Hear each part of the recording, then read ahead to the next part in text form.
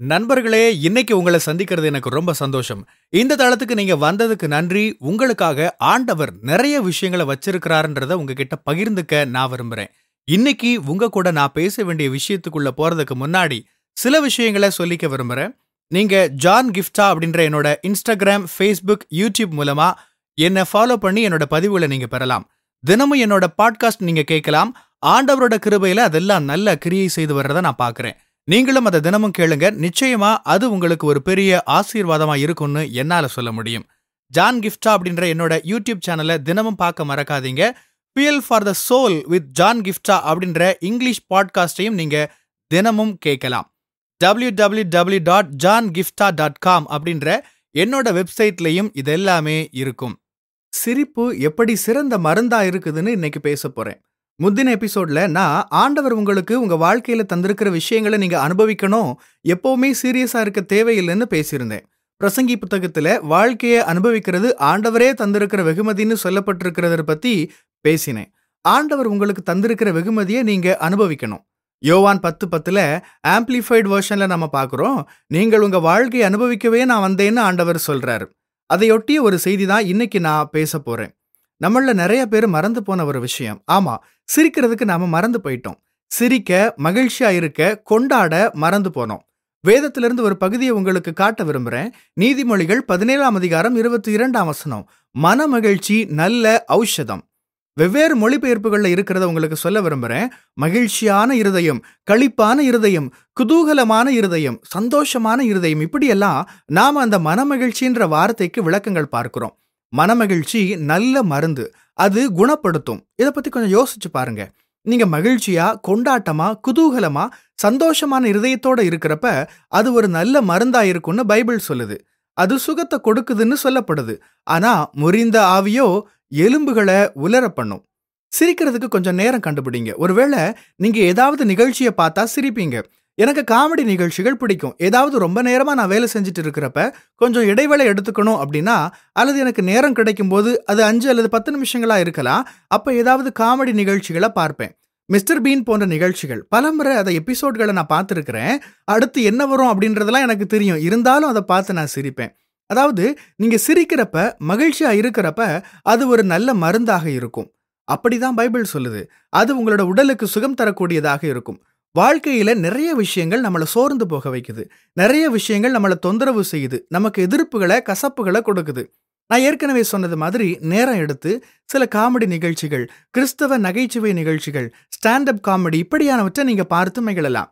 எதிர்மறையான நிகழ்ச்சிகளை, ஆபாசமான வன்முறையான விஷயங்களை பார்க்காம மென்மையான நிகழ்ச்சிகளை பார்க்கலாம்.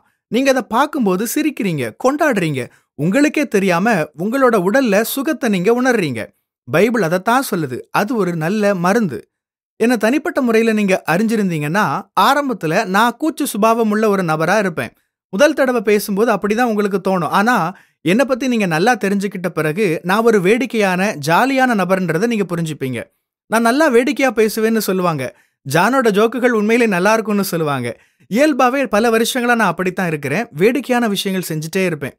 சர்ச், காலேஜ், இப்படி எல்லா இடத்துலயும் ஜாலியான நபரா இருப்பேன். துவக்கத்துல கூச்ச சுபாவம் உள்ள நபரா இருப்பேன். ஆனா என்கிட்ட நல்லா பழகிட்டா அப்புறம் ஜோக்ஸ் எல்லாம் சொல்லி சிரிக்க வச்சுட்டே இருப்பேன். என்ன சொல்ல வர்றேன்னா, நீங்க அப்படியான ஜாலியான நபரா இருக்கலாம். அல்லது உங்களை சுத்தி இருக்கிற யாராவது அப்படியான நபரா இருக்கலாம். அவங்கள உற்சாகப்படுத்துங்க. உங்க வீட்ல, நீங்க இருக்கிற இடத்துல ஒரு சந்தோஷமான சூழல் இருக்கிற மாதிரி பார்த்துக்கோங்க.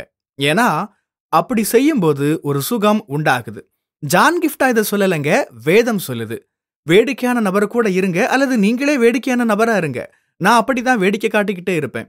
யாரோட முகத்திலையாவது சிரிப்பை வரவழைச்சிக்கிட்டே இருப்பேன். அதாவது என்ன சொல்ல வர்றேன்னா, நீங்க வேடிக்கையான நபரா இருக்கிறப்ப, அல்லது வேடிக்கையான எதையாவது பார்த்து சிரிச்சிட்டு இருக்கிறப்ப, அது உங்களை அறியாமலேயே உங்க உடலை சுகமாக்குற ஒண்ணா இருக்குது.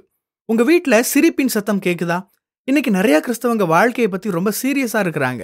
நான் ஏற்கனவே என்னோட முந்தைய எபிசோட்ல சொன்னது மாதிரி சீரியஸா இருக்க வேண்டிய சில விஷயங்கள் இருக்குதுதான், இல்லைன்னு சொல்லல. ஆனா உங்க வாழ்க்கையை நீங்க மகிழ்ச்சியா, வேடிக்கையா, கொண்டாட்டமா அனுபவிக்க முடியாத அளவுக்கு எப்பவுமே சீரியஸா இருக்க வேண்டாம்.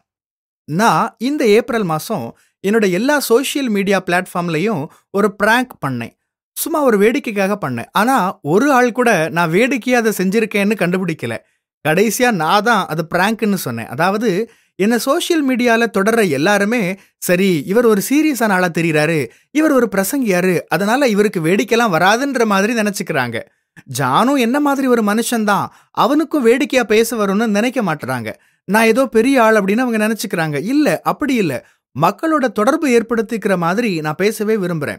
அதுக்கு வேடிக்கையா பேசுறது உதவிகரமா இருக்கு. ஒரு கிறிஸ்தவரா, ஒரு விசுவாசியா இருக்கிறோம். நேரம் எடுத்துக்கோங்க. கொண்டாட்டத்துக்கு, வேடிக்கைக்கு, மகிழ்ச்சிக்கு, கலகலப்புக்கு வாய்ப்புகளை ஏற்படுத்திக்கோங்க. ஏன்னா, இது எல்லாமே உங்களோட மனதையும், சிந்தையையும், உடலையும் குணப்படுத்துற மருந்தா இருக்கும். நீங்க உடைஞ்சு போய் மன அழுத்தத்துக்குள்ள இருந்தா, சோர்ந்து போயிருந்தா, எப்பவுமே சீரியஸா இருந்தா, அது உங்கள பாதிக்கும். அப்படித்தான் பைபிள் சொல்லுது. மனமகிழ்ச்சியா இருங்க. அது நல்ல மருந்து. God bless you. பிரியமானவங்களே, இந்த செய்தி மூலமா நீங்க உற்சாகம் அடைஞ்சிருப்பீங்க, ஆசீர்வதிக்கப்பட்டிருப்பீங்கன்னு விசுவாசிக்கிறேன். திரும்பவும் ஞாபகப்படுத்துறேன், நீங்க ஜான் கிஃப்டா அப்படின்ற என்னோட இன்ஸ்டாகிராம், ஃபேஸ்புக், யூடியூப் மூலமா என்ன ஃபாலோ பண்ணி என்னோட பதிவுகளை பெறலாம். ஜான் கிஃப்டா அப்படின்ற என்னோட யூடியூப் சேனலை தினமும் பார்க்க மறக்காதீங்க.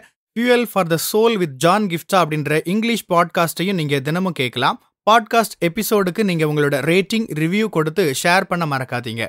www.johngifta.com அப்படின்ற என்னோட வெப்சைட்லயும் இது எல்லாமே இருக்கும். இந்த ஊழியத்தால நீங்க ஆசீர்வதிக்கப்பட்டிருந்து மற்றவங்களுக்கும் இதே ஆசீர்வாதம் சேரணும்னு விரும்பினா, நீங்களும் எங்க கூட சேர்ந்து ஆண்டவரோட ராஜ்யத்தை கட்டுற இந்த பணியை உங்களோட நிதி ஆதரவு மூலமாவும் தாங்கலாம். கூகுள் பே அல்லது நெட் பேங்கிங் அல்லது பேபால் மூலமா நீங்க ஆதரவு தரலாம். எல்லா விவரங்களையும் டிஸ்கிரிப்ஷன்ல நீங்க பார்க்கலாம். ஆண்டவர் உங்களை ஆசீர்வதிப்பாராக.